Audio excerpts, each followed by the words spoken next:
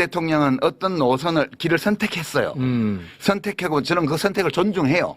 존중하는데 그것이 매우 위험한 선택이라는 거. 본인에게도 사회에도. 그리고 지금 이렇게 하는 이 지금까지 해온 방식으로는 성공하기 매우 어렵다는 것을 얘기를 하고 싶긴 해요. 대통령은 행정부의 수반인 동시에 정치의 지도자예요.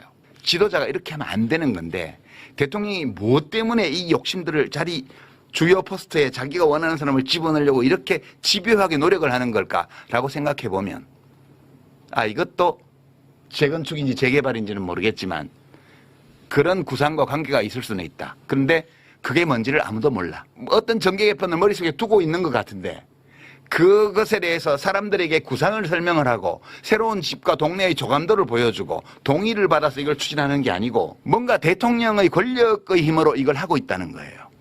그래서 저는 이게 너무너무 불안하고요. 이것이 옳다 그르다를 떠나서 필연적인 실패의 길로 가고 있다. 네, 유시민 작가가 어제 매불쇼에 출연했는데 지난달 26일에 공개된 이제 김어준 씨의 다스베이다 출연 이후 한 대략 20일 만에 이제 또 다시 유튜브 방송에 출연을 하게 됩니다. 어제 유시민 작가의 발언을 보면 사실 이제 이번에도 역시 증축 재건축론을 언급하면서 이 대통령이 중대규모의 정기 개편을 좀 구상하고 있는 것 같다 이런 얘기를 했거든요. 좀 어떻게 좀 보셨습니까?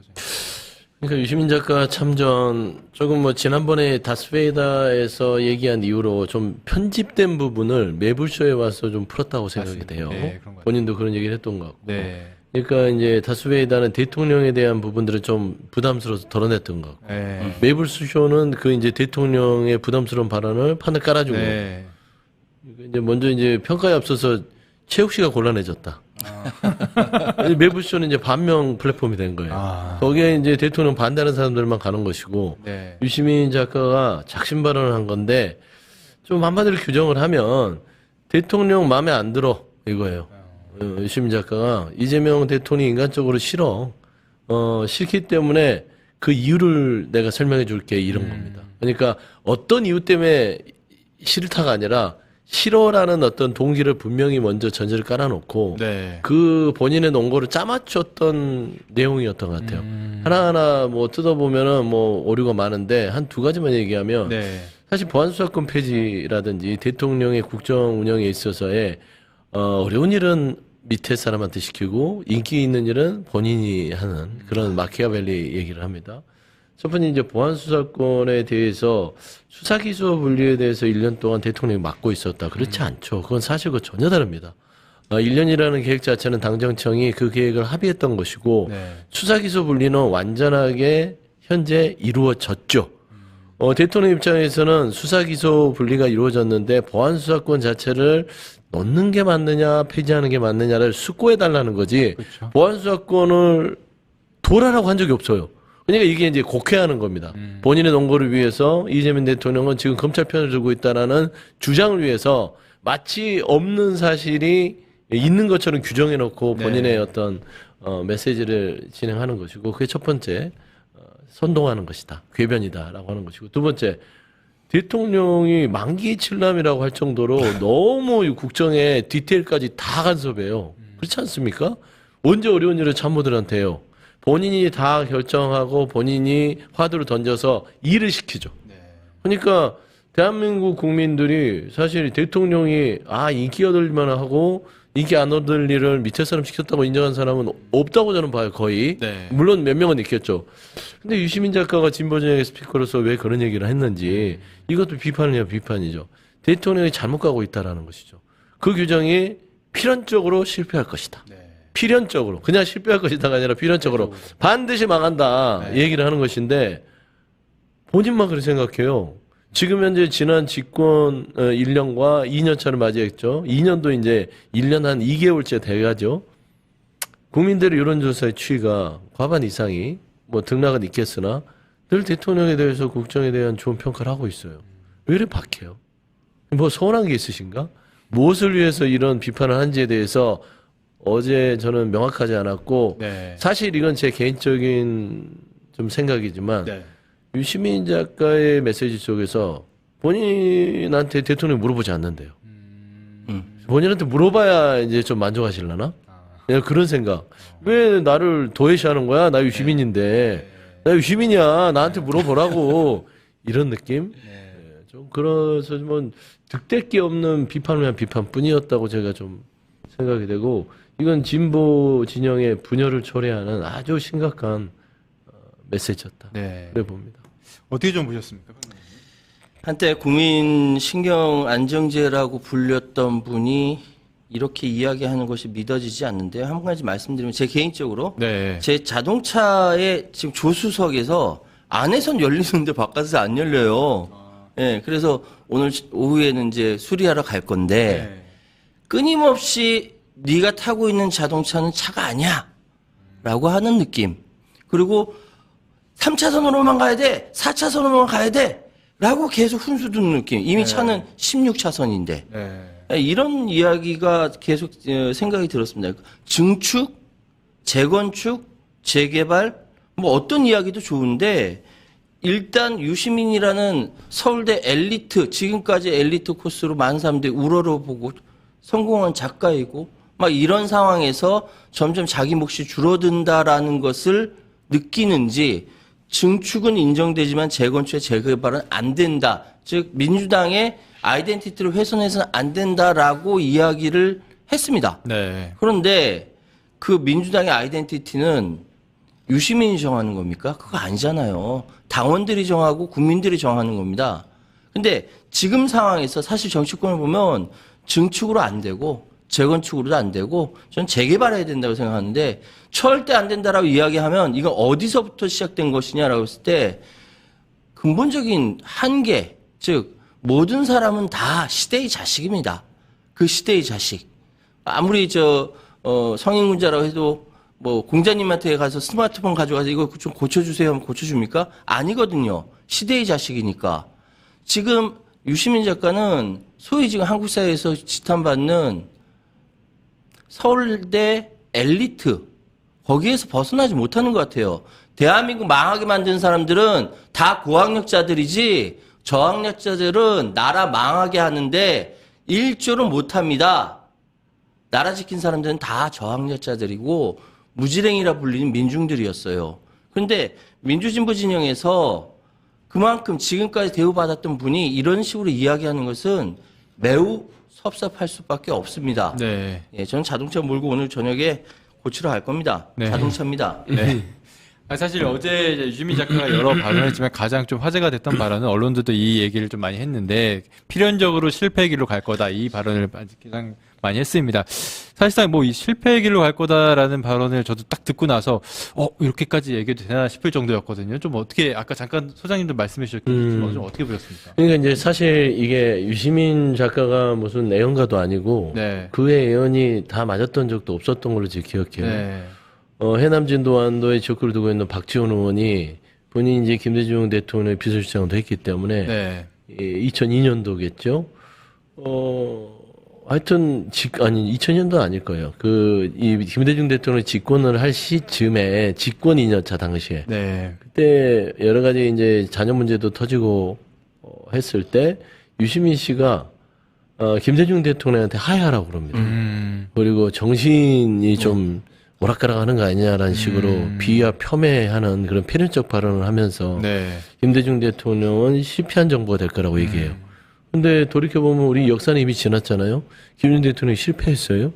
민주주의에서 가장 성공. 민주주의에서 가장 성공한 대통령이었고 노벨평화상을 받았고 사실 제3의 길에 대한 경제적인 지경뿐만 아니라 대한민국의 미래 먹거리를 당시에 IMF를 극복하고 심었던 벤처의 붐을 일으켰던 분입니다. 그리고 정치적으로도 김대중의 정신은 여야 할 것 없이 다 회자가 되고 있잖아요. 네. 성공한 대통령이에요. 저는 유시민 작가의 그런 당시의 발언이나 지금의 발언이 저는 조금 데칼코마니가 된다고 봐요. 저는 이재명 대통령이 성공하겠구나. 라는 생각이 드는 거예요. 왜냐면 그가 판단하고 그가 뭔가 어떤 노선의 위험을 하면 대통령은 반드시 성공합니다. 네. 그를 따라가면 망했을 거예요. 왜냐면 지금 유시민 작가의 발언은 필연적 실패, 그거는 그의 주장이고 그의 말하자면은 푸념 같은 느낌이 드는 거예요. 대한민국 국민 뭐 한 20% 30% 저는 국민의힘은 그렇게 생각할 수 있겠죠. 필연적으로 실패해야 돼. 실패할 거야가 아니라 그런 사람들에게 먹잇감을 던져준 유시민 작가 무슨 생각이 모르겠어요. 저는 지금 유시민 작가의 어제 매불쇼의 발언은 이낙연의 길을 가는 겁니다. 결국에는 예전에 이 대선 경선 과정에서 대장동 이슈를 해서 이게 두고두고 이 진보 진영과 이재명 대통령의 발목을 잡고 있지 않습니까? 네. 필연적 실패에 대한 이 발언이요. 지금 이제 국민의힘의 이 사람들, 평론가들이 제일 좋아할 겁니다. 봐라, 진보 진영의 너희들의 그 빅스크퍼인 유시민이 실패한대잖아, 잘못 간대잖아, 그 다음에 당무개혁 한다잖아, 그리고 민주당은 지금 대통령한테 거의 장악돼서 지배당하고 있다잖아. 이런 게 지금 너희들 현실이야. 너희들 실패할 거야. 이러면 뭐라 할 거예요. 그러면 이제 반론을 해요. 그러면 국민의힘이나 보수 측의 평론가들이 유시민이 그랬다고 네. 이러는 거예요. 그러니까 이런 망발을 아무 생각 없이 하는 것들 최소한의 대안 자체는 제시하고 비판해야 되는데 네. 대안이 없어요. 그냥 망한대요. 이거 말이 됩니까? 이건 저주예요, 저주. 저주. 평론가님은 좀 이 발언 어떻게 좀 보셨을까요? 아, 저 믿고 싶지 않은데요. 네. 필연적인 실패라는 것은 반드시 망한다라는 거 하는 것이고 네. 반드시 망했을 때 유시민 작가한테 좋을 게 뭐가 있습니까? 저는 이렇게 제가 이제 이야기할 DJ 대통령 얘기하려고 했는데 우리 서영주 평론가님께서 미리 다 이야기하셨는데 네. 특히 DJ 그러니까 김대중 대통령에 관련돼서 예언하거나 평론했던 것이 단 한 번도 맞은 적이 없습니다. 부언하는 거지만 김대중 대통령이야말로 대한민국에서 전 세계에 자랑할 만한 정치인이자 정치 사상 지도자입니다. 이건 전 세계가 증명을 하고 있어요. 그런데 필연적인 실패로의 길로 갈 것이다 뿐만 아니라 이 이야기는 김대중 대통령에 대한 평가 쪽까지도 자기 반성을 못하고 있는 거죠. 과거에 그렇게 이야기했던 것에 대해서 반성 못하는 겁니다. 감히 국민들 앞에서 방송에 나와서 자신의 평론에 과거에 어떻게 잘못됐는지에 대해서 반성 한번 하지 않고 네. 지금 와서 새로운 대통령 이재명 대통령이 1년 겨우 지난 대통령한테 필연적으로 망할 것이다라고 얘기한 것은 내년에는 이런 얘기 나올 거예요. 이재명 대통령 머리 이상하다. 이재명 대통령 치매 검사 받아야 되지 않느냐. 김대중 대통령한테 이야기했던 거와 똑같이 이야기할 거라는 생각이 듭니다. 이런 식의 논리라고 한다면. 네. 근데 왜 이렇게 됐느냐가 정말 가슴 아픈데 왜 더 이상 서울대 엘리트라는 이 한계를 벗어나지 못하는 것인가? 아니면 뭐 노무현 대통령이나 문재인 대통령처럼 자기에게 대접하지 않으니까 거기에 기분 나쁜 것인가? 이거 외에는 해석이 되지 않습니다. 네. 지금 이야기하는 증축, 재건축, 재개발 이거 국민들 선택하는 거예요. 대통령이 하고 싶다고 해서 다 할 수 있는 거 아닙니다. 이걸 모르지 않는데 일부러 그런 자극적인 단어를 골라서 사용한다는 것은 악의적이라고 할 수밖에 없죠. 네. 사실 어제 이 실패의 길로 가고 있다. 이 발언 외에도 또 화제가 된 발언이 있었는데 유시민 작가의 발언 이어서 좀 들어보도록 하겠습니다. 서울시장 민주당 후보 경선을 불공정하게 만들었어요. 대통령이 SNS에 정원호 씨를 띄워가지고. 그 불공정 경선이에요. 대통령이 밀었잖아요. 조정식 의원이 하반기 국회의장에 도전할 거라는 거는 만인 공제의 사실이었어요. 네, 맞아요. 근데 그 사람을, 그 정치인을 정무특보를 시켰습니다. 그리고 그 정무특보가 결국은 국회의원들끼리 뽑는 선거에서 국회의장이 됐어요. 그러니까 국회의장을 명픽을 넣은 거예요. 당대표도 명픽을 넣은 거예요, 지금. 대통령이 직접 나서서 정청래는 나오지 마라고 말을 안 했을 따름이지, SNS에 여러 차례 국무총리 그냥 덕담 차원을 넘어서는 띄우는 작업도 했고요. 그 다음에 친명 호소인인지 진짜 친명인지 모르겠지만 많은 민주당의 정치인들, 대변인, 대변인단에 속해 있는 비평가들 이런 사람들이 정청래 불출마해야 된다는 걸 공개적으로 쭉 얘기를 했습니다. 이런 거는 하면 안 되는 거예요.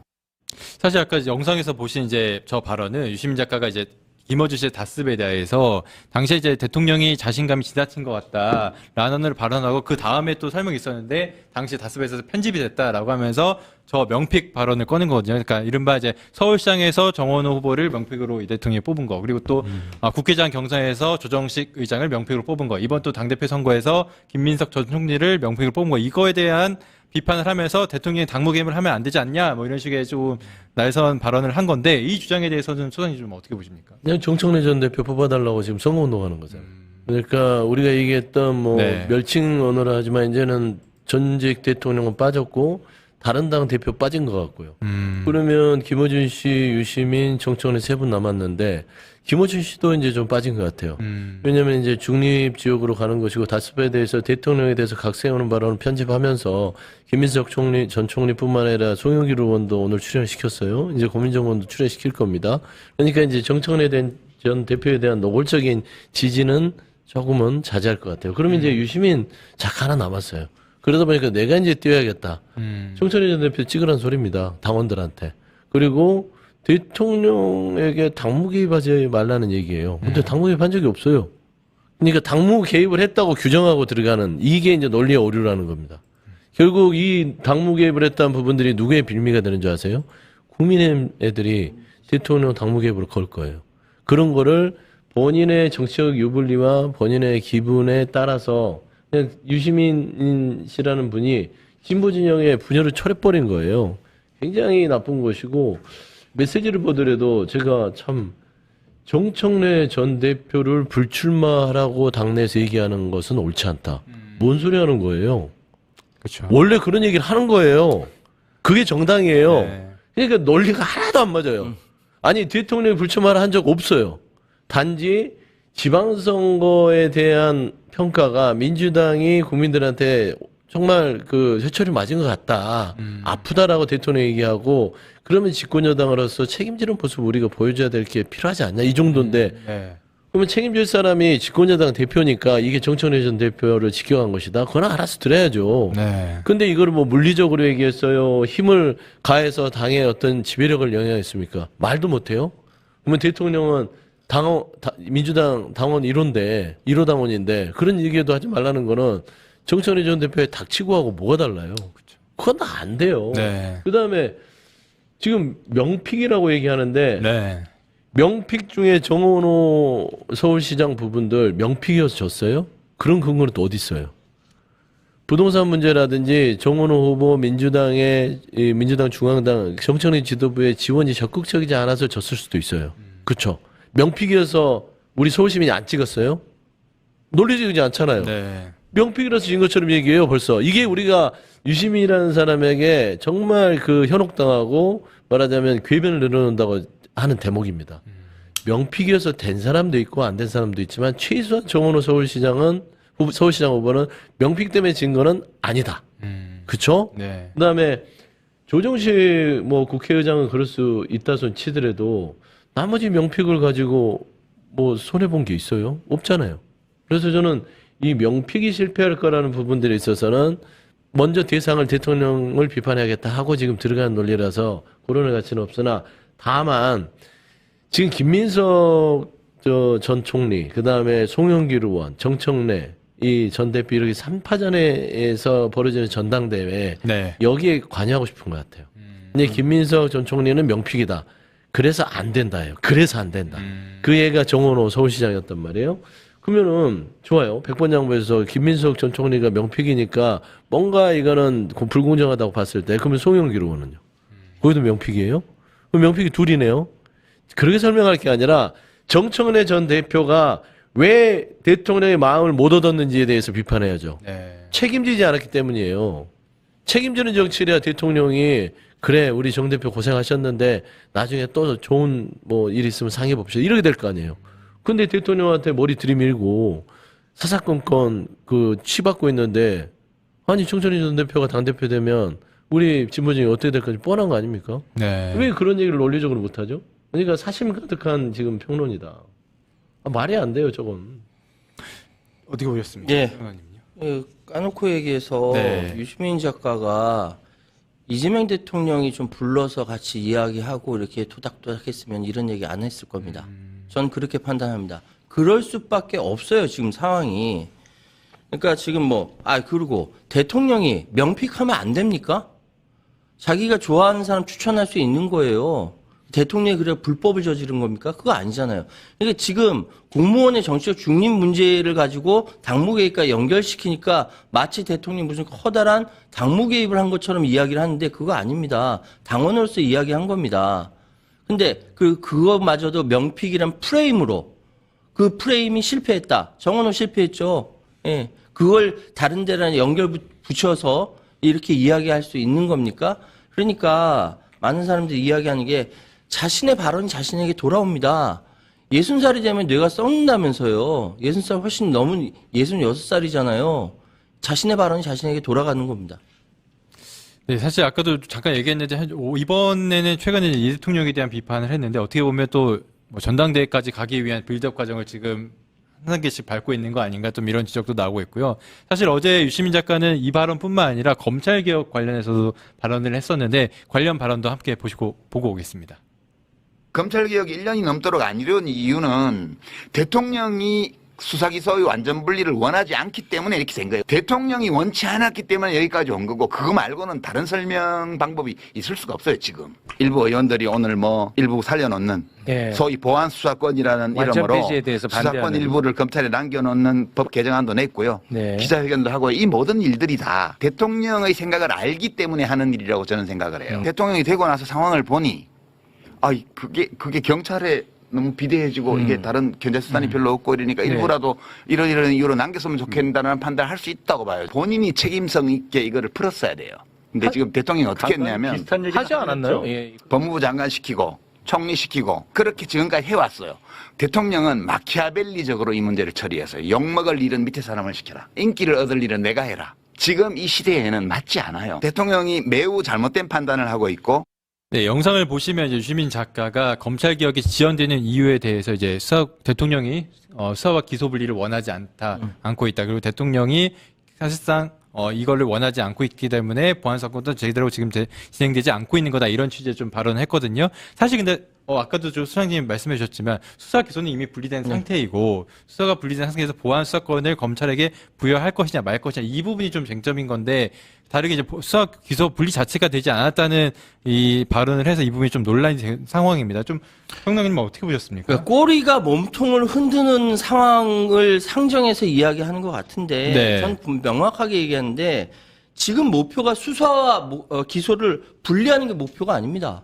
검찰이 전횡을 가지고 마치 권력처럼 행태를 보이는 것을 막자라고 해서 다들 수사와 기소를 분리하는 수단으로 사용하는 것이죠. 근데 그 와중에 혹시나 견제 못하는 경찰 권력이 나타나면 어떡하냐 내지 여러 가지 부작용이 있으면 어떡할 것이냐라고 해서 큰 틀에서 가는 겁니다. 16차선이에요. 그 방향으로 가는 거예요. 네. 그런데 딱 수사 기소 이거 대통령이 원하지 않는다라고 단정해서 프레임 짜는 거 대단한 그 수사 기법인데 대단한 수사 말하는 기법인데 그런 네. 식으로 얘기하면 안 됩니다.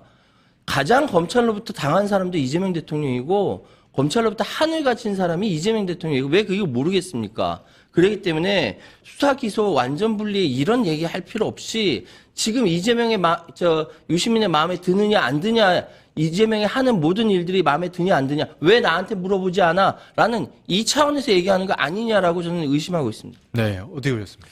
그러니까 그 대통령이 수사기소 완전 분리를 원치 않는다. 저게 거짓말입니다. 이재명 대통령은 수사 기소 분리를 누구보다도 원했던 사람이고 네. 야당 대표 시절부터 검찰에 대한 기소 권한, 수사 권한 이 부분을 철저하게 나눠야 된다라고 해서 솔직히 검찰 개혁의 원시점은 이재명 대통령이에요. 야당 대표를 2번 하면서 검찰 개혁을 가장 높이 부르짖었던 사람이고 그 완성을 지금 정청래 전 대표가 했던 것 뿐이에요. 네. 숟가락 얹은 거예요. 네. 유시민 작가도 마찬가지인데 본인은 검찰 개혁에서 뭐 했어요? 비판만 할 줄 알았지 어떤 역할을 했는지 한번 묻고 싶고요. 저런 거짓말 하면 안 된다. 대통령은 수사기소 완전히 분리를 원하고 있고 다만 저는 이 검찰에게 보안수사권을 주는 부분에 있어서 보안수사권은 검찰의 수사권이 아니라 사실상 경찰의 수사를 보완하라는 요청에 준하는 거죠. 네. 다만 강력하게 할 수 있는 것이고 그 부분들이 과연 이게 수사에 준할 건지에 대해서 검찰이 이거 갖고 장난질을 하나? 그래서 대통령이 얘기했던 게 아주 제한적으로 이 보안수사권이 활용될 수 있도록 한번 수기해 봐라예요. 수기와 보안수사권을 찬성한다는 다른 문제입니다.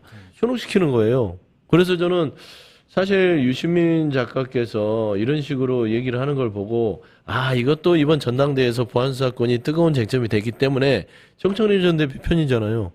유일하게 정청래 대표만 보안수사권 완전 닥치고 폐지예요.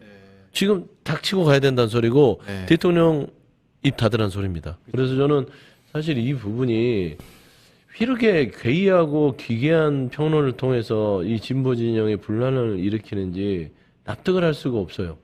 유시민 작가님 낚시 좋아하시잖아요. 네. 낚시하고 계세요. 전당대회 끝날 때까지. 네. 그런 말씀 좀 드리고 싶어요. 마지막으로 하는 가지 더 질문드리면 사실 정청래 전 대표의 경우에는 최근에 전략을 보면 약간 동정론에 호소하는 느낌이 있거든요. 근데 어제 유시민 작가가 세게 좀 발언을 내세웠기 때문에 어떻게 보면 유시민 작가와 정청래 전 대표가 약간 공동선상에서 같이 움직이는 행보를 보인다고 하면 이게 조금 유시민 작가의 어제 발언이 정청래 전 대표에게 좀 어떤 영향이 있을까? 좀 어떻게 보십니까? 저는 이제 선거라는 것에 대해서 이렇게 생각합니다. 모든 선거는 네. 회고 투표가 있고 전망 투표가 있어요. 네. 회고 투표는 과거에 이 사안에 대해서 어떻게 됐는가 평가하는 투표고, 네. 전망 투표는 그래서 지금 앞으로 어떻게 할 것인가를 예측해서 선택하는 투표가 한 선거에서는 같이 벌어집니다. 네. 그런데 지금 얘기는 뭐냐면은 과거에 있었던 정청래 대표 1년 체제에 대해서 제대로 평가도 안 됐어요.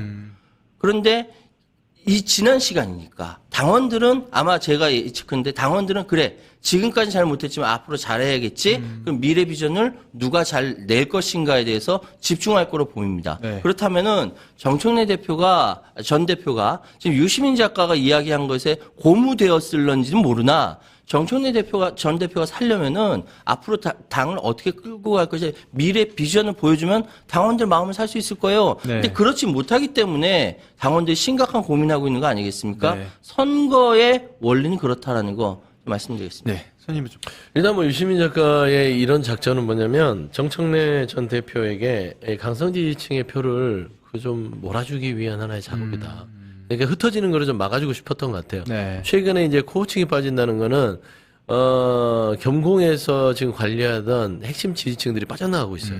구독자도 줄고 동접자도 줄고 네. 결국에 그게 본인들에게는 돈이기도 하고 정치적 이득이기도 하기 때문에 빠져나가는 것은 위기감이에요.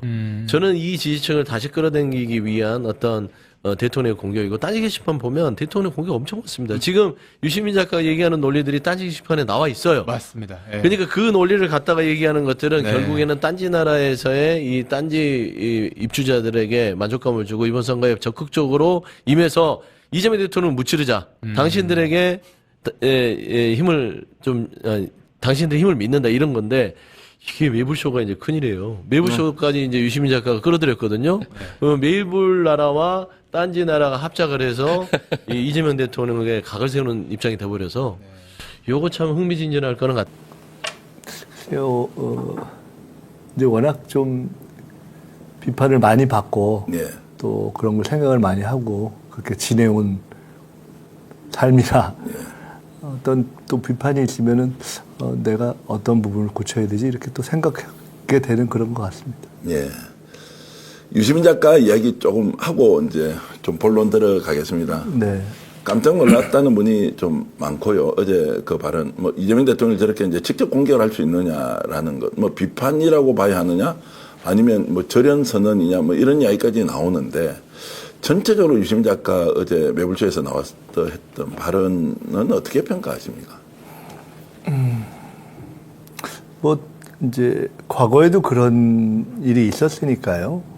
이제 김대중 대통령 때나 또는 노무현 대통령 때나 그러니까 공격 수위가 높았던 적들이 있었지 않습니까? 그래서 저는 사실은 평가는 사실은 별로 그렇게 하지 않고요. 네. 그때처럼 또 공격을 하시는구나 이렇게 생각을 하고 오히려 지금은 어떤 이유일까 사실은 그 생각을 해보는데 뭐 이런저런 생각을 해보기도 합니다만은 제가 뭐 그거를 얘기할 일은 아닌 것 같고 네. 본인이 판단하시겠죠. 네. 근데 이제 필연적으로 실패할 것이다라고 하는 단어는 이제 정치인으로 또는 평론하는 사람도 이게 쓰기가 어렵지 않습니까? 자기 진영 안에 있는 그것도 집권 1년째 국민들로부터 이렇게 이제 지지를 많이 받고 있는 대통령에 대해서 그러면 마음이 많이 상해 있다는 것인지 아니면 진짜 우리가 모르는 심각한 국정 운영 이재명 대통령의 정치 스타일에 문제가 있는 것인지 뭐 둘 중에 하나일 것 같다는 생각이 드는데요. 우선 필연적으로 실패할 것이다. 예. 이건 뭐 이유가 어떻지 간에 어차피 틀린 말일 거고요. 예. 틀릴 겁니다. 그건 안 맞을 거고. 예. 왜냐하면 과거에 김대중 대통령이 뭐 거의 하야해야 할 수준으로 잘못했다 또는 실패할 것이다 이런 게 다 틀렸으니까요. 유시민 작가가 그런 발언을 했던 적이 있었죠. 네, 예. 그러니까 어차피 이번 발언도 틀린 발언이고. 네. 그래서 근데 이제 말씀처럼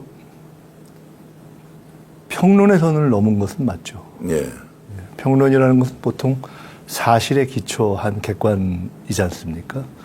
근데 사실에 기초한 객관의 선은 그 영역은 넘었다고 저는 생각합니다. 예.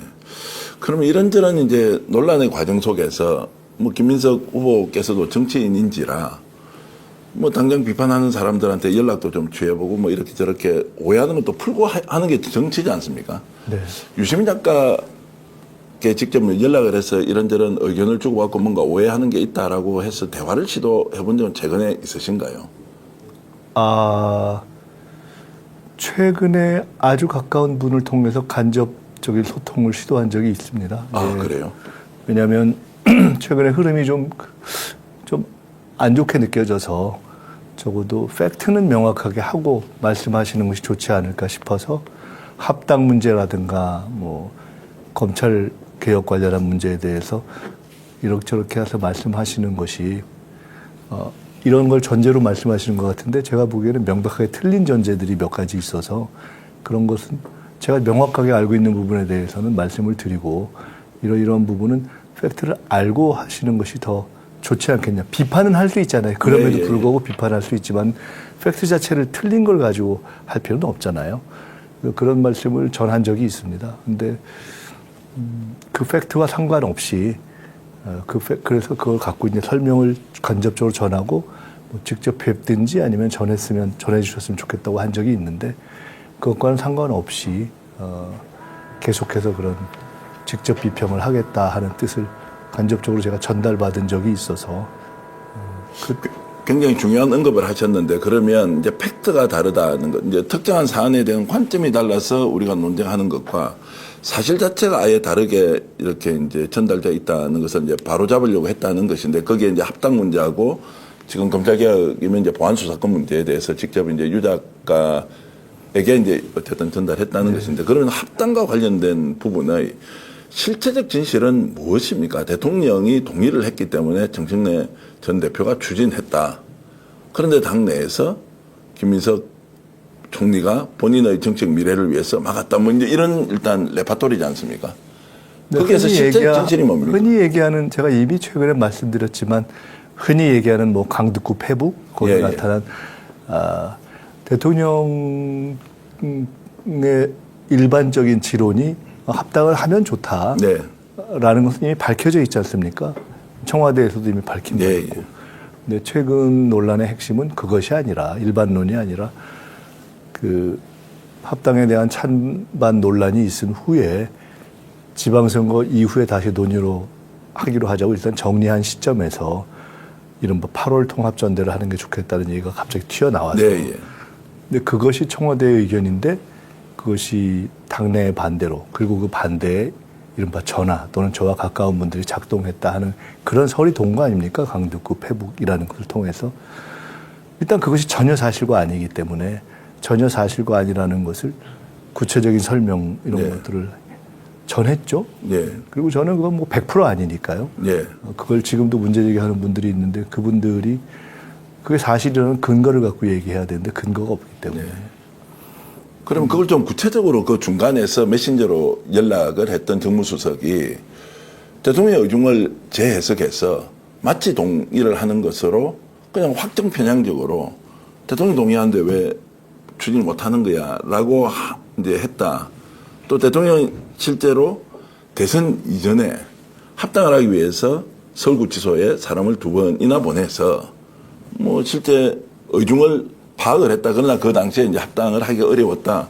뭐 이게 이제 취재된 내용이란 말이죠. 물론 이제 공론화가 되지는 않았지만 그러면 대통령은 기본적으로 합당에 동의하지만 그 시기는 대선 전에 한번 할 수 있었는데 갑자기 이제 조국혁신당의 당내 문제가 막 불거지는 시점에 논의도 하지 않는 상태에서 갑자기 이제 추진을 하겠다 이러면서 이제 논란이 됐고 그리고 어느 한쪽에서는 대통령 시킨 대로 그대로 한 것이다라고 막 덮어씌우고 대통령의 원래 뜻은 그게 아니다.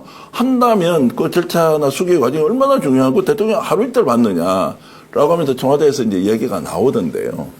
그 지금 너무나 많은 서로 다른 주장이 있는 것들을 여러 가지 말씀하셔서 예. 그걸 다 설명하려면 오늘 하루 종일 갈 것 같기 예. 때문에 아주 간단한 쉬운 지점 가장 많이 이야기되는 소위 8월 통합 전대선 네. 이렇게 나왔지 않습니까? 그런 거를 제가 아는 한 대통령님도 비서실장도 저도 들어본 적도 없다. 예. 그러니까 당연히 누가 그것을 하라고 이야기한 적도 없다. 근데 그런 것이 마치 있는데 그거를 예를 들어 저와 가까운 분들이 그거를 무산시킨 것처럼 하는 것 그것 자체는 전혀 사실이 아니다라는 얘기 딱 그 한 포인트만 짚으면은 팩트가 명확하고 그게 흔히 이야기하는 강등급 회복에 관련된 거 아닙니까? 근데 그것이 명확히 아니거든요. 그래서 그에 대해서 말씀을 꽤 여러분한테 전했고 드렸고 그건 뭐 유 작가께도 마찬가지입니다. 네. 근데 그와 관련한 것을 사실은 서로 이렇게 직접 만나서 소통하시면은 훨씬 좋을 텐데 그것과는 상관없이 이제 직접적인 비평을 하겠다는 취지를 전달받았고 검찰 개혁의 문제도 말씀드렸었지만 논란이 됐던 1차 검찰 개혁 입법안도 당정 간의 협의 없이 그렇게 당으로 가진 않거든요. 정청래 대표의 의사를 듣고 이걸 이 정도 상태에서 당으로 보내면 되겠느냐 할 때 오케이 받지 않고 가는 경우는 없습니다. 그건 뭐 당정이 다 하는 거죠. 그런 상호작용의 과정이 있는 거거든요. 근데 그 모든 것을 다 경험도 있고 이렇게 알만한 분들이 전혀 모르는 것 같이 네. 한쪽은 전혀 다른 생각을 하고 있는데 한쪽은 또 전혀 다른 안 하려고 하는 그래서 이렇게 됐다라고 하는 건 사실관계가 너무 다른 것이어서 가령 이제 그런 것들이 그럼에도 불구하고 보안 수사권에 대한 생각이 다를 수 있죠. 네. 또 합당에 대한 생각이 다를 수 있죠. 하지만 제가 말씀드렸듯이 그 과정에서 너무나 명백한 오해가 대중적으로 되어 있는 사실을 가지고 그걸 자꾸 근거로 들면서 어떤 상대방을 공격하는 것은 부당하잖아요.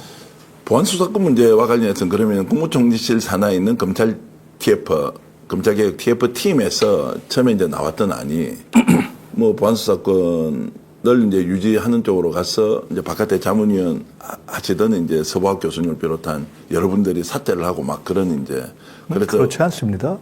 총리가 나서야 하는데 왜 총리가 이렇게 검찰 개혁이 역진하도록 하느냐 뭐 이런 비판은 어쨌든 있었는데 그 상황 설명을 좀 해 주십시오. 그 대통령님이나 저나 일관된 것은 수사기소 분리를 하자. 네. 보안수사권은 중수청에 대해서는 이견이 여러 가지 있었는데 저는 중수청은 일관되게 행안부로 가는 것이 낫겠다고 봤고 보안수사권은 폐지하는 것이 원칙이라고 봤고 그렇지만 지금 제기되는 여러 가지 그런 이견이 그때도 있었고 지금도 있는 것 아닙니까? 네. 그런데 그걸 수기해야 한다는 것이고 딱 이겁니다. 그렇지만 수기를 하더라도 총체적으로 결국 국회와 당에서 결정하는 것이기 때문에 거기서 의견이 모아지면 그것을 받아들이는 것이 좋다. 다 이겁니다. 그 과정에서 총리실에서는 다양한 의견을 수기해서 정해져 있는 시간까지 해서 안을 만들어서 넘기라 하는 것이 대통령님의 지침이었고 저희는 그 지침과 그리고 당정 간에 합의된 일정에 따라서 그걸 진행했던 것이고요.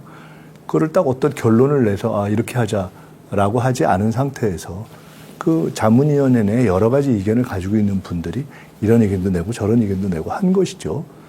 그 중에 어떤 몇몇 분 교수님들이 밖에서 말씀하신 것들 또한 사실과 꼭 맞지 않고 네, 예. 그렇습니다. 실제 내부 사정을 정확하게 모르니까 해석을 그렇게 한 것이고 한편으로는 네. 우려나 걱정을 또 표현한 네. 것이었고. 근데 이미 이제 지금 뭐 김인석 총리, 이재명 대통령은 마치 검찰 개혁을 하지 않고 오히려 검찰의 포위가 되어서 결국 과거의 검찰로 되돌아갈 것처럼 이렇게 이제 지금 논쟁을 하고 근데 있죠. 이제 그렇게 해서 그거를 대통령님이 자주 쓰시는 표현으로 허수아비 이게 공격하기 네, 예. 저도 그렇고 그럴 거라고 막 공격을 하다가 이제는 정 안 되니까 저나 또는 대통령님이나 또는 정부나 보안수사권 폐지를 원칙으로 할 테니까 네. 또 보안수사권 폐지하는 걸로 해서 국회에서 법을 만드세요. 라고 했는데도 불구하고 아 그거 거짓말일 거야 하면서 예. 계속 아니라고 공격하지 않습니까? 예, 예. 그쯤 되면 그것은 주장을 넘어서 억지도 넘어서 그건 뭐라고 봐야 될까요? 다른 목적을 가지고 뭔가 이제 하고 있다. 근데 이제 지금 나오는 이야기는 17억을 예산을 들여서 검찰개혁 TF팀 줬는데 정보안 하나도 없는 것이냐. 그럼 왜 그러면 그 돈 썼느냐, 예산 낭비 아니냐, 뭐 이런 이야기에 대해서 어떻게 생각하세요? 그거는 전혀 맞지 않는 말씀이죠. 17억을 다 한 것도 아니고 그 중에 사용된 액수가 제가 지금 정확히는 모르겠지만 그 절반 아마 전후일 텐데 예. 그것은 그와 관련된 다양한 자문위원들에 대한 자문료라든가 토론회라든가 그런 기본 비용이 사용된 것이고 네. 그리고 그 과정을 통해서 다양한 의견이 모아졌지 않습니까? 그래서 최종적으로는 하나의 안을 만드는 쪽으로 가는 것을 목표로 해서 가고 있었고 근데 1, 2차로 나뉘어져 있던 것이 1차에 너무 이게 논란이 정치화됐지 않습니까? 그래서 제가 이건 아닌 것 같다 싶어서 네. 원래 예정은 지방선거 이후에 보안사건 문제를 마무리하는 것으로 당정 간에 합의가 되어 있었지만 이건 아무래도 아닌 것 같다. 이게 이렇게까지 왜곡되고 정치화될 바에는 빨리 하는 게 낫겠다. 네. 괜히 내부가 골부니까. 해서 제가 이걸 5월 달 전에 마무리하자고 1, 2월부터 얘기를 했던 것이고 그런데 그것이 또 당에 의해서 미뤄진 거 아닙니까? 네. 그러면 이런 식이 되면 안을 만들어봤자 또 그에 대해서 계속 시비가 되는 형국이 오니 제일 문제의 본질인 보안사건 폐지라는 입장을 당국 정부에서 정하고 그리고 나서 그러면 어차피 국회에서 안을 만드는 과정에 참고안으로 정부에서 그동안 준비했던 다양한 토론회라든가 자문위원들을 통해서 축적된 게 있지 않습니까? 네. 그걸 참고 의견으로 쓰시라고 한 겁니다. 그러니까 그에 대해서 정부가 뭐 했냐? 그건 전혀 잘못 짚은 비판이라고 생각합니다.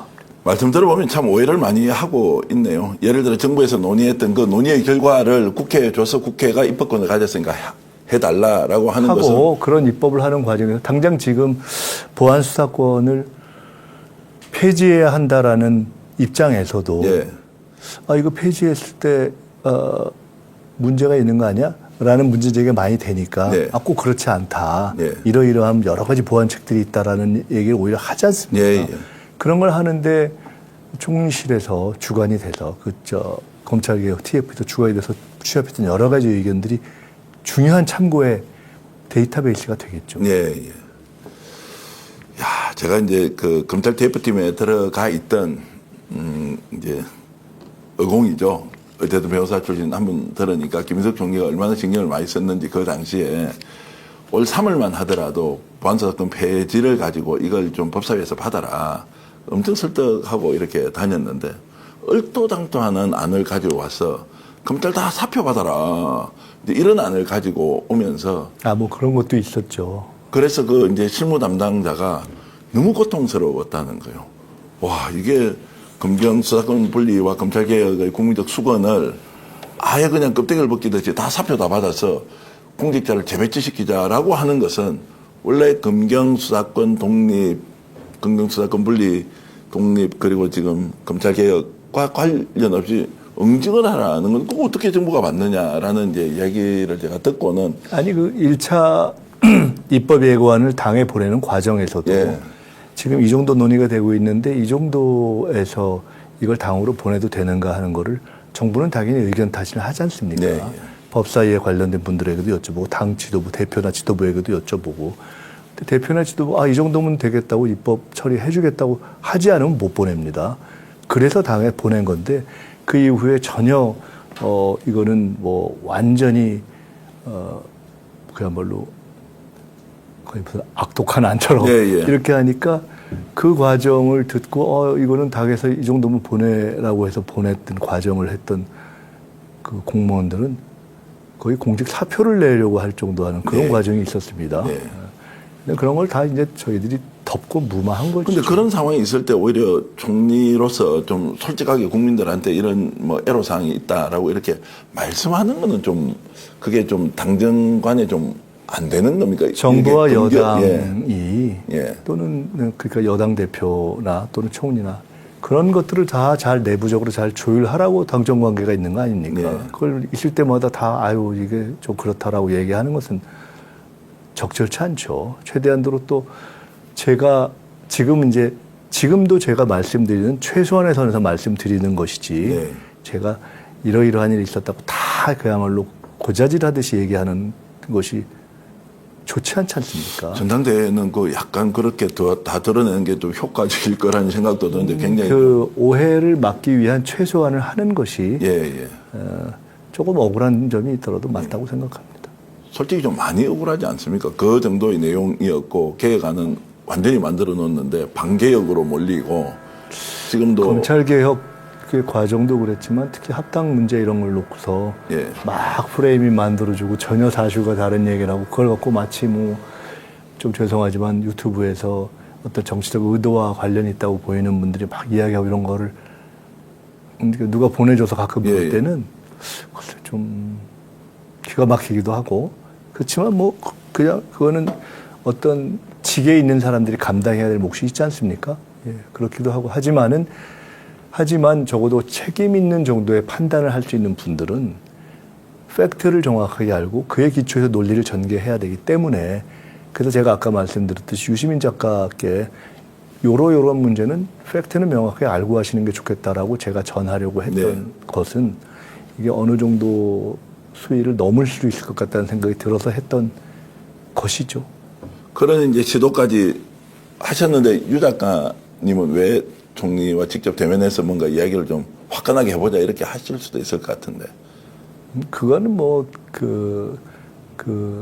본인의 판단 또 뭐 저에 대한 평가, 생각 이런 것들도 있을 수 있고 또 그런 팩트가 지금 중요한 국면을 넘었다 이렇게 생각하실 수 있고 또 이미 팩트가 뭐라고 얘기해야 될 그에 대한 본인의 판단이 있을 수도 있고 그래서 그건 뭐 본인의 판단 문제겠죠. 그 말씀은 자칫 잘못 들으면 이미 낙인 찍기가 김민석은 무엇이다라고 이렇게 딱 찍고 있기 때문에 오히려 대화 상대로 아니 제가 중요한 문제는 아니라고 예, 봅니다. 예. 왜냐하면 지금 전체 논의의 본질에서 여러 가지 팩트와 이런 거에 있어서 정점을 대통령에 대한 공격과 낙인으로 태웠지 않습니까? 네. 그러니까 제 문제는 좀 부차적인 것 같습니다. 그러니까 그렇게 그래서 보십니까? 오히려 저는 김민석 총리께 이런저런 문제 제기를 하는 것이 효과가 없으니 오히려 대통령으로 옮아가고 그럴 수 있는 거 있죠. 아닌가. 저도 이런 생각이 굉장히 의아하게 이렇게 생각했던 사실은 솔직히 말씀드리면 대목입니다. 왜 그러실까 하는 예. 것을. 예. 왜냐면은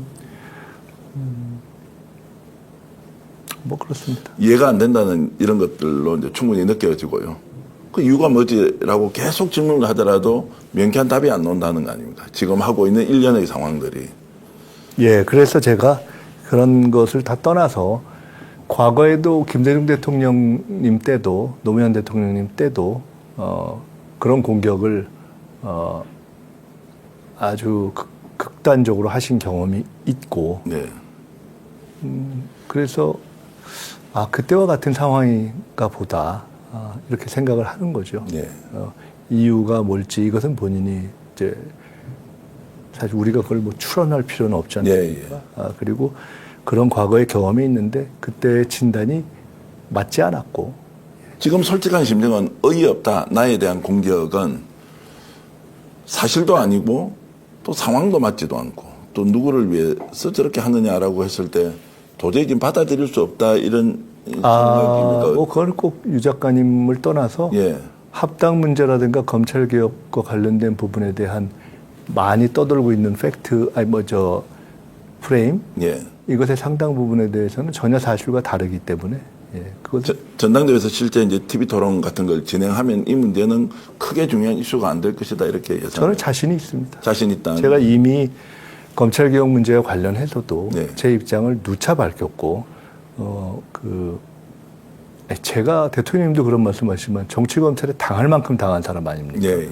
윤석열과 관련된 세력으로부터도 당했다는 것을 확인도 했고 그래서 그래서 그 검찰 개혁에 대해서도 제가 비교적 원칙적인 사람이고 그걸 검찰을 봐줄 이유가 없고 그리고 보안 수사권 문제에 대해서도 폐지 원칙이라는 걸 수차 밝혔고 그리고 심지어 그 문제가 당정 간에 자꾸 정치화되기 때문에 빨리 끝내자고 했던 사람이고 그러니까 그에 대해서 얘기 못할 이유가 없죠. 그것도 네. 그렇고 합당 문제에 대해서도 제가 일반적으로 갖고 있는 생각이 조 대표에 대해서도 그렇고 그거를 제가 소위 8월 합당 전대설 그거를 제가 알지도 못했고 존재하지도 않았고 방해한 적도 없고 그럴 이유도 없고 근데 마치 그런 것이 있는 것처럼 이렇게 프레임을 만들어서 하는 공격들은 결국 저는 다 드러날 거라고. 네.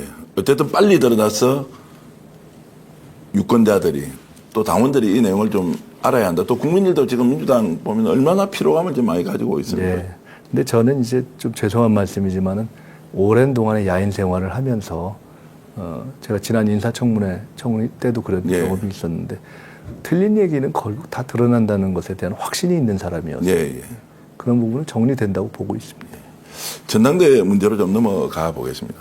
이재명 대통령이 뒤에 엄청나게 좋은 그림으로 아우라로 이렇게 탁 이렇게 안고 있는 느낌이어서 김민석 후보의 전당대회냐, 이재명 대통령의 전당대회냐, 본인의 존재감이 좀 확 드러나지 않는데 이건 유리한 거야, 불리한 거야, 이런 질문을 좀 드리면 어떻습니까? 그런 거에 대한 답보다는 예. 아마 이제 그런 맥락이신 것 같은데 제가 총리를 그만두고 나와서 이제 한 열흘 보름 이 기간 동안에 저의 어떤 행보나 예. 발언이나 이런 걸 보시고 놀랬다고 하는 분들이 계시더군요. 엄청 강해졌더라고요. 예. 근데 그게 이제 사실은 강해진 게 아니고 저를 잘 아시는 분들은 제가 굉장히 원칙적이고 정면 돌파형이고 그렇죠. 예, 예. 몇 가지 예를 계엄을 다들 미쳤다고 하는데 그걸 갖고 싸운 사람 아닙니까? 예, 예.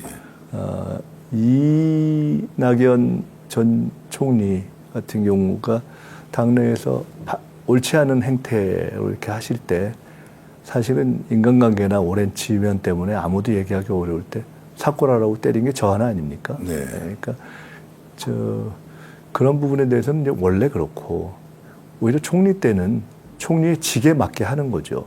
그러니까 사람이 다 그때그때 자기의 직에 맞게 저는 정치인은 그때그때의 과제와 임무에 따라서 행동하는 것이 옳은 거 아니겠습니까?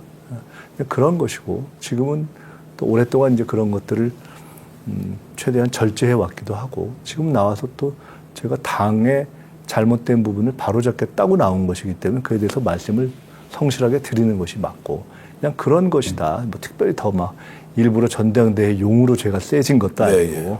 그냥 그렇습니다. 그래서 지금 말씀은 아마 너무 대통령이 마치 소위 얘기하는 이른바 요새 얘기하는 명픽 예, 예.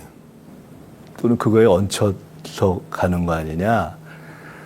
그렇게 하면 도대체 본인의 스스로의 어떤 독자적인 칼라나 경쟁력은 있냐. 네. 이런 여러 가지 섞어서 말씀 주시는 것 네, 같습니다.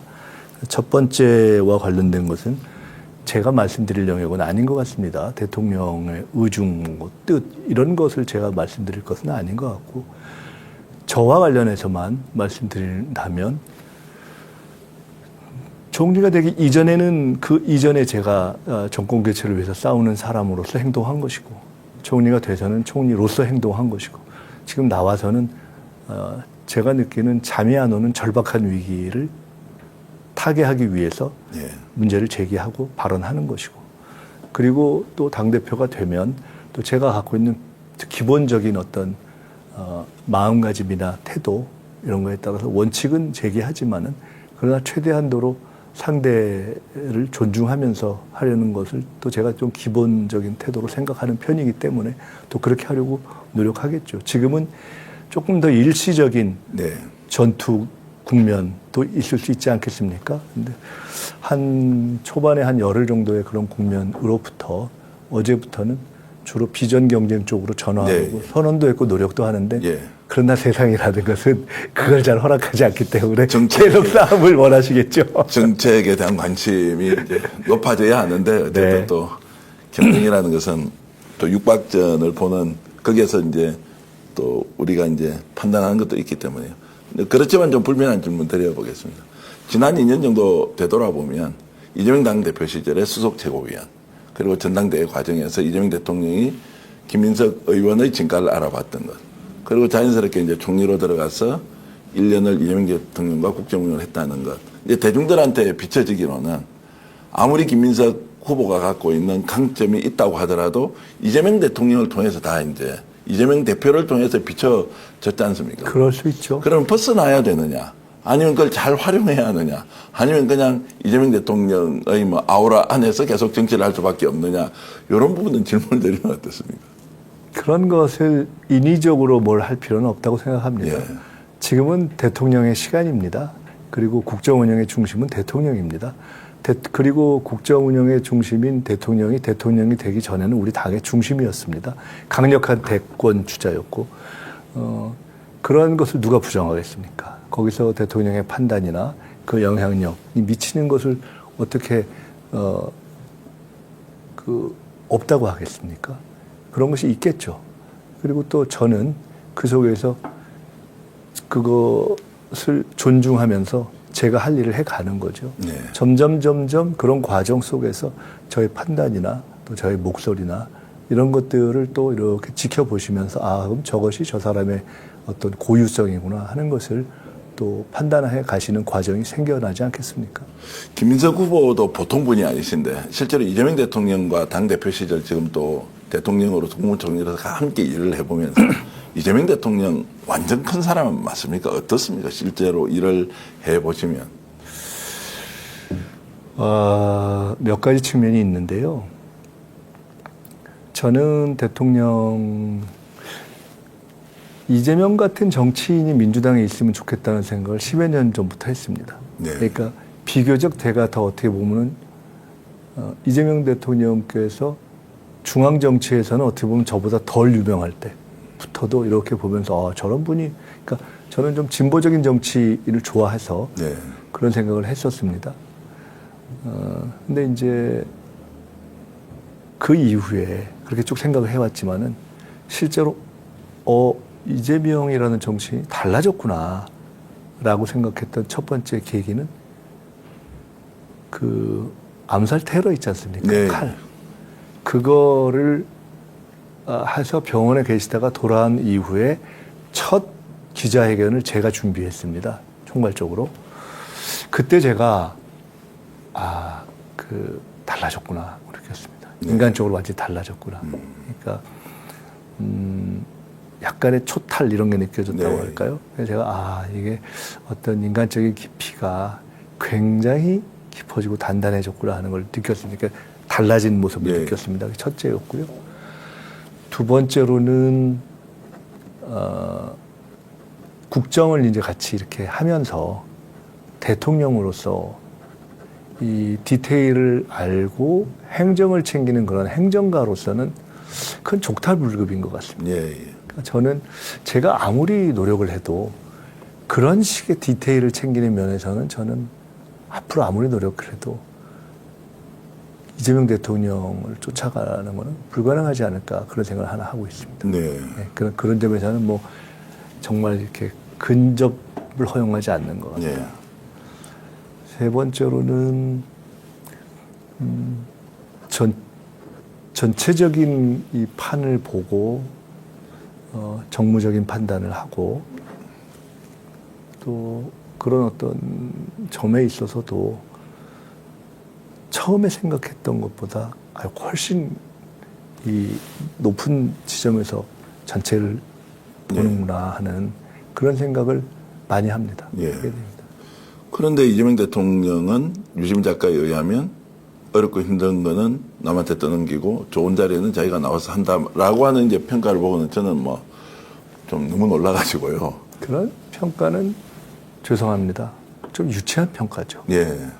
그 실제 그런 분이 아니 않습니까? 아니, 그거는 마치 세상에 존재하는 수많은 사람을 A, B, C로 나누는 수준의 이야기 아니겠습니까? 예.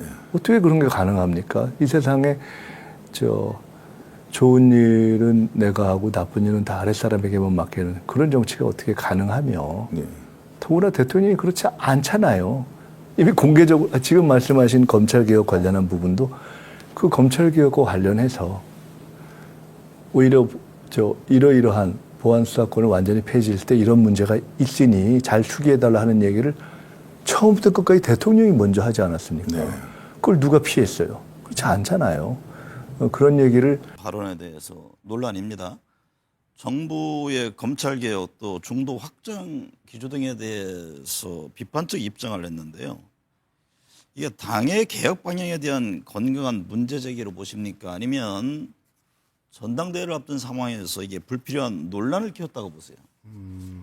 지금 말씀 주신 대로 저는 진단과 처방이 적절하지 않았다라고 생각을 합니다. 네. 한마디로 지금 이재명 정부 1년 동안 이재명 정부는 계엄과 내란으로 인한 국가의 혼란함을 국가의 정상화를 만들기 위해서 노력해왔고 그런 부분들이 대체적으로 국민들 속에서 그래도 국가의 정상화를 위해서 노력해왔다. 민주주의를 회복해냈고 경제 성장률도 과거에 1%대 성장률에서 반도체의 화랑에 인해서 2.7%까지 성장해 나가면서 정치, 경제, 주요한 부분에서 우리나라가 정상화돼 나가면서 도약의 기반을 닦은 그런 과정이었지. 언제 무엇이 필연적 그 실패를 예고했나라는 부분에서는 저는 네. 적절한 진단과 처방이 아니었다라고 보고요. 일부분을 너무 과도하게 제가 보기엔 바라보면서 좀 그 평가한 게 아닌가라는 생각이 들고 굳이 저는 민주당은 사실 다양한 세력이 모인 거 아닙니까? 네. 그 차이를 인정한 풍부한 민주당을 가면서 크게 중도 확장, 그를 통해서 개혁 실용, 중도 개혁, 그리고 건강한 보수까지 포괄해 나가면서 국민적인 동의와 지지를 만들어 나가겠다는 방향들은 네. 항상 가져왔던 길인 것 같아요. 근데 그게 잘못된 길이라고 비판하는 것이 저는 올바른 진단과 처방이 아닌 것 같다라는 생각이 듭니다. 네. 선관위에 대한 국회 국정조사가 진행 중입니다. 여야 모두 선관위 개혁 필요성 공감하지만 방법론에서는 차이를 보이고 있는데요.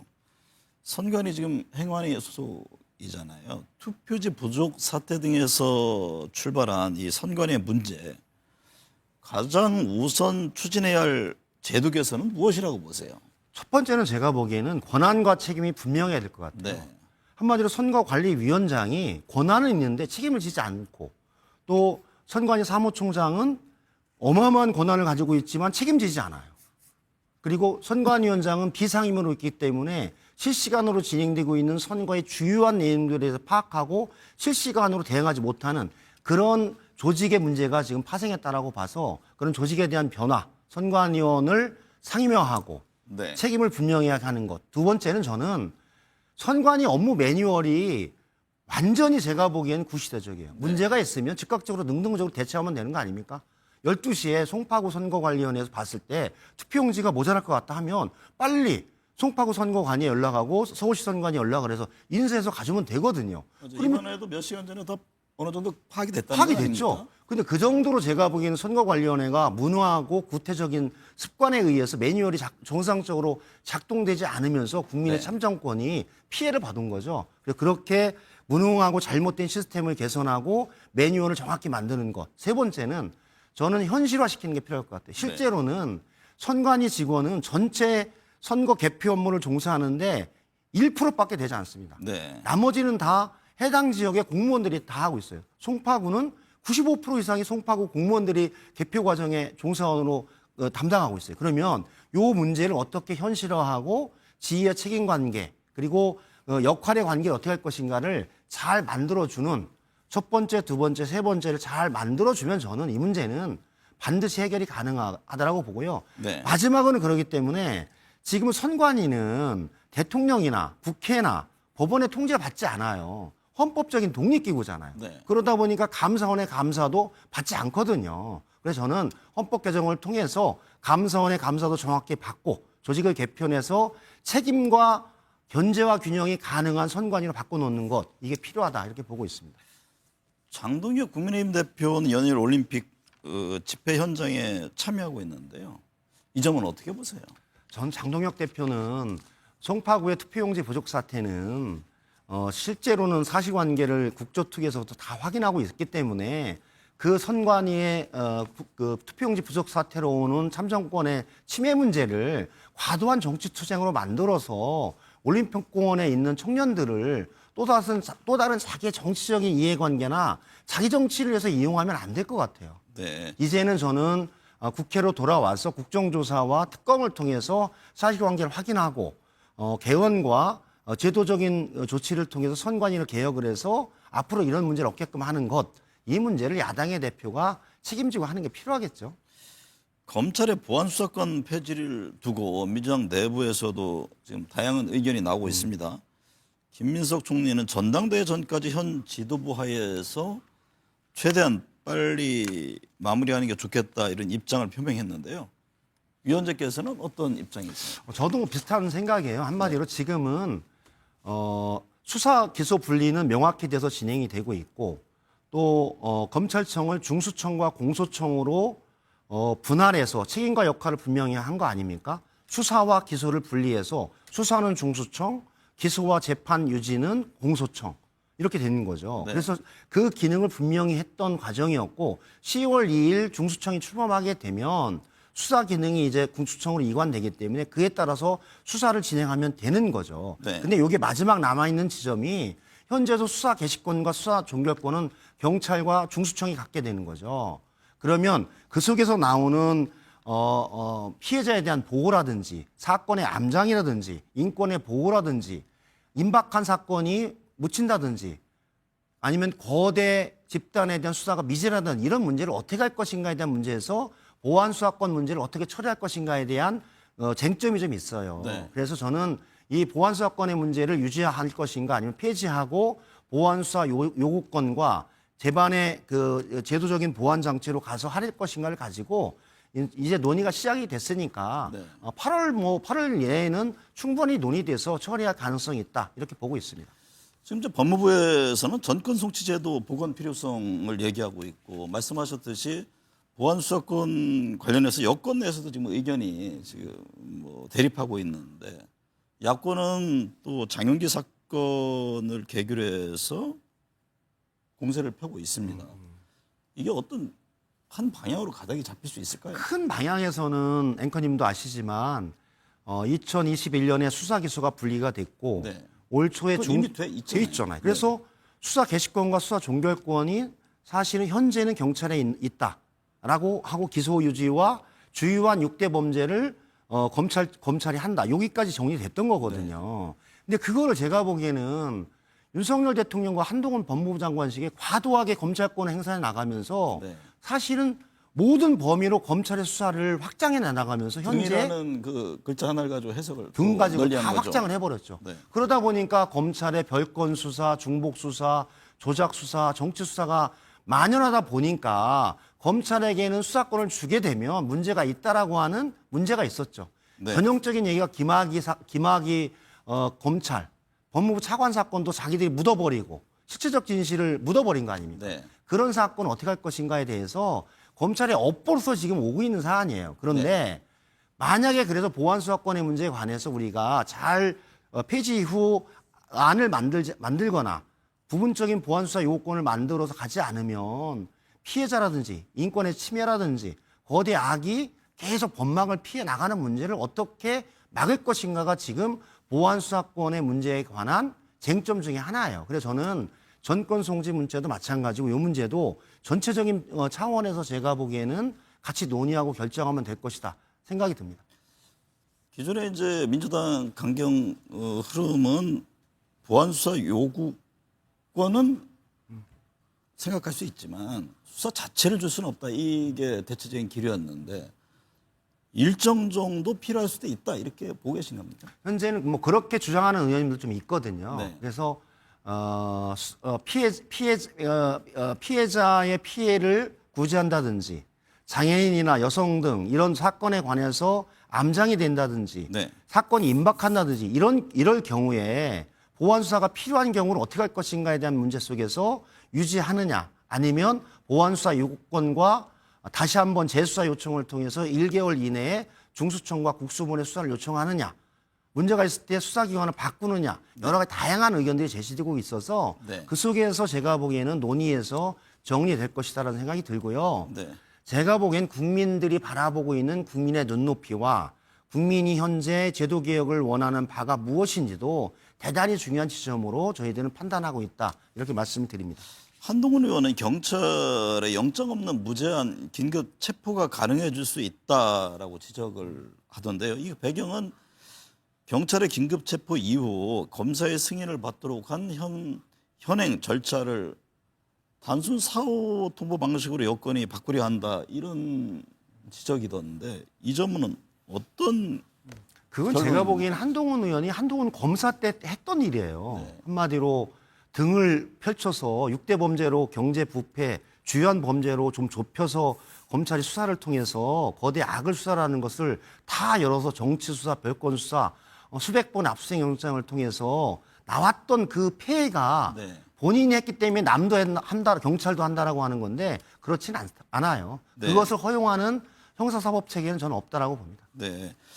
오는 10월 중수청 출범 예정돼 있잖아요. 네, 그렇습니다. 그 국민들이 어쨌든 검찰 공백, 수사 역량 약화 우려하는데 이 점에 대한 지금 연구도 하고 있습니다. 그렇죠. 제가 뭐 앵커님 말씀하셨듯이 검찰청의 수사가 이제 사라지지 않습니까? 네. 그래서 중수청으로 이관되면 현재 중수청에서는 10월 2일까지 인력, 조직, 청사 등 주요한 부분을 준비하고 있는데 가장 핵심이 인력 부분이거든요. 그렇죠. 그래서 검찰청에 있는 수사검사, 검찰 수사관, 유능한 검사와 검찰 수사관들이 중수청에 와서 정말 수사할 수 있는 그런 자리들을 마련하고 저는 그런 제도가 정착되면 좋겠다. 우선적으로 전 그분들이 오셔서 수사를 진행하는 게 필요하고 더 필요하면 외곽에 있는 또 다른 수사 인력들을 충원해 나가면서 네. 중수청이 해야 될 주요한 경제, 부패, 뭐 마약 등 주요한 범죄들의 수사들이 빠지거나 네. 거대 범죄들이 빠져나가지 않게끔 하는 그 역량들을 만들고 준비하는 게 가장 중요하다. 그렇게 보고 있습니다. 전당대회를 앞두고 당내 외연 확대 또 범야권 재편을 둘러싼 논의도 이어지고 있습니다. 조국 혁신당과의 관계 설정 역시 관심사인데요. 이게 합당이나 뭐 선거연대 등 다양한 가능성이 거론되고 있는데 어떤 방향이 바람직하다고 보세요? 예전에도 조국 혁신당과의 통합 문제가 논의가 됐었는데 네. 사실은 여러 가지 절차 과정의 문제점 때문에 잘 이루어지지 않았지 않습니까? 그래서 저는 조국 혁신당과는 연대와 통합의 길을 간다. 가장 좋은 부분들은 통합이고 좀 부족하면 연대를 해나가는데 저는 연대를 통해서 통합의 길로 가는 것이 필요하다고 봐요. 네. 한마디로 2024년 총선, 2025년 이재명 대통령의 대선 때 같이 뛰었던 사람들이거든요. 그리고 네. 정책적인 차이도 크지 않기 때문에 통합을 통해서 나가는 게 필요하다라고 보고 그 속에서의 갈등 문제는 통합을 통해서 문제를 해결해 나가는 과정들이 필요하다. 그런 생각입니다. 송영길 의원과 정천래 전 대표가 6.3 선거 공천 책임을 묻고 엇갈린 주장을 하고 있는데요. 특히 조국 전 대표가 부산에 출마했어야 했냐 아니냐를 두고 지금 말괄부하잖아요. 의원님은 어떻게 보세요? 돌아보면 어떤 부분에 아쉬움이 있습니까? 뭐 저도 그 조국 전 대표에게 부산에 출마하는 게 적절하지 않다라는 의사를 전했습니다. 왜냐하면 의사 전달한 분 중에 한 네, 분이신데 접니다. 제가 집덕은 하지만 저는 전달했습니다. 네. 그래서 왜 그러셨어요? 한마디로 전재수와 박형준 간의 대결을 통해서 두 사람의 능력, 그다음에 박형준 그 부산시장의 평가를 통해서 전재수 후보가 승리하는 길로 가야 되는데 네. 선거 자체가 전재수가 빠지고 조국과 한동훈이 되게 되면 저는 전체 프레임과 전선이 틀어져서 전재수 후보가 이기기 어렵다라는 판단이 들어서 네.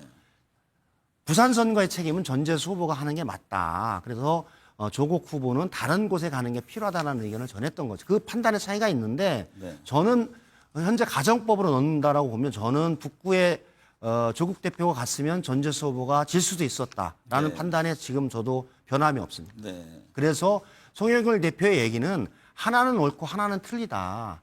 조국 대표가 원하는 곳에 왜 공천을 안 했냐? 네. 그럼 공천을 하게 됐으면 전재수 부산시장이 이기는데 장애를 초래하고 그 문제를 전재수 후보가 피부적으로 느꼈기 때문에 안 했으면 좋겠다는 의사를 저한테 직접 전했습니다. 그래서 저는 그런 종합적인 의견을 통해서 했고 마지막에 정청래 대표가 판단했다 이렇게 보고 있습니다.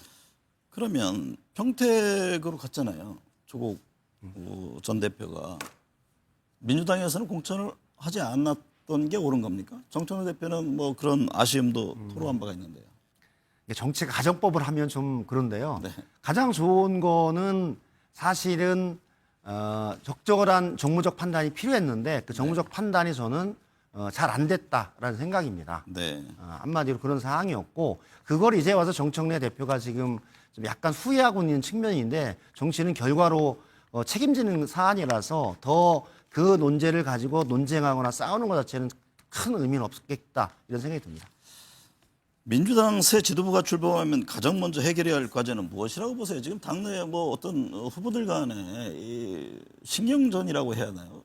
상당히 그 수위가 넘는 언행들도 이어지고 있잖아요. 근데 저는 현재 전당대회를 앞두고 그 당대표 간의 그 논쟁과 네. 그다음에 활동이 아주 격렬해지고 있는 상황인데 저는 민주당 전대는 그러한 치열함과 격렬함이 특성이다. 그러한 치열함과 격렬함을 가지고 공정하게 경선을 통해서 선출된 지도부를 중심으로 단결해 나간다는 생각이 들고요. 그런 지도부는 제가 보기 첫 번째는 이재명 정부가 진행하고 있는 민생 경제 정책의 든든한 동반자가 되는 게 필요한 거죠. 네. 한마디로 경제, 민생, 외교, 국방, 안보 등 주요한 정책에서의 든든한 버팀목으로 국회와 정당 정치에서의 역할을 제대로 해갈 수 있는 그런 능력 있는 지도부가 선출되는 게 지금은 가장 필요한다라고 보고요.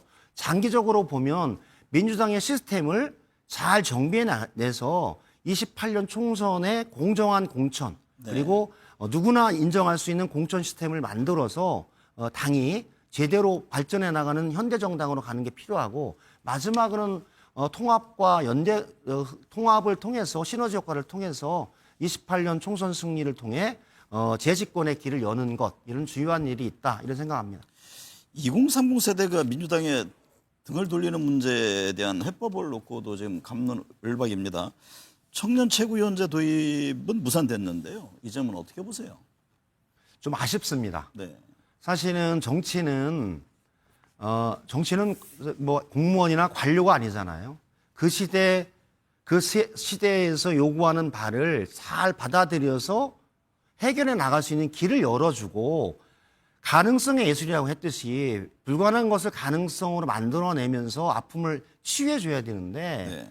이번에 사실 청년 문제가 가장 컸는데 그것을 정치권에서 담아서 청년 최고위원제를 통해서 민주당이 청년들과 함께 하고자 하는 그 길들을 좀 열어줬으면 좋았는데 그것이 각 계파나 아마 후보자들의 유불리에 따라서 청년 최고위원제도가 좀 없어진 것은 대단히 안타깝다는 생각이 들고 이번 최고위원 선거가 끝난 이후에 청년 문제에 관한 특단의 대책을 통해서 사람을 충원한다든지 아니면 청년 정책을 책임지는 기구를 만든다든지 아니면 당정청이 하나가 될 수 있는 청년 대책기구를 만들고 청년들이 직접 참여하는 형태를 좀 만든다든지 해서 특단의 계획과 비전을 마련하는 게 필요하다 이런 생각이 듭니다. 김영진 의원하면 먼저 친명계로 늘 불립니다. 이재명 정부가 성공하기 위해서 지금 민주당이 가장 경계해야 할 것은 무엇이라고 보세요? 저는 우리 정책이 항상 올바르거나 항상 좋다라고 보진 않거든요. 네. 그러면 저는 국민의 눈높이와 국민의 목소리에 귀 기울여야 된다. 첫 번째가 한마디로 우리가 지행하고 있는 경제 정책이나 여러 가지 외교 안보 많은 사항이 있지만 국민들이 보시기에 그 문제는 너무 과한 것 같대 하면 저는 전진하다가도 한 번은 후퇴할 수 있다. 그리고 국민들의 의견을 폭넓게 들어야 된다. 그래서 김대중 대통령이 얘기했듯이 정치와 행정, 여당은 국민보다 반보 앞서 나가서 가는 게 필요하다. 네. 그런 생각이 많이 들어요. 그래서 저는 오만한 정부에 대해서는 국민들이 한 번도 좋은 평가를 내리지 않았거든요. 그래서 네. 저는 그래서 국민들의 목소리를 잘 듣고 그러면서도 필요할 때는 과감한 비전을 제시해 나가면서 국민들에게 이런 고통과 어려움이 있으니 같이 한번 요 시기에는 어려움을 같이 한번 극복해 보자라고 하는 부분들이 얘기할 때 좀 과감할 필요는 있을 것 같아요. 네. 여러 가지 개혁 과제들이 있잖아요. 저희들이 네. 연금, 노동, 이제 구조개혁을 해야죠. 구조개혁이 많이 있는데 그런 것이 있어서 한 부분에 있어서의 고통이 필요하고 할 때는 그런 고통에 대해서 말씀도 드리고 그런 다음에 사회 통합을 통해서 서로 연대를 통해서 그분들의 미래를 여는 길에 우리 같이 힘을 모아주자. 그런 좀 길들을 같이 열어갔으면 좋겠다. 그런 생각입니다. 여러 현안에 대해서 정치권 역시 하루하루 성과로 답을 했으면 합니다. 김영진 의원 오늘 함께해 주셔서 감사합니다. 네, 고맙습니다.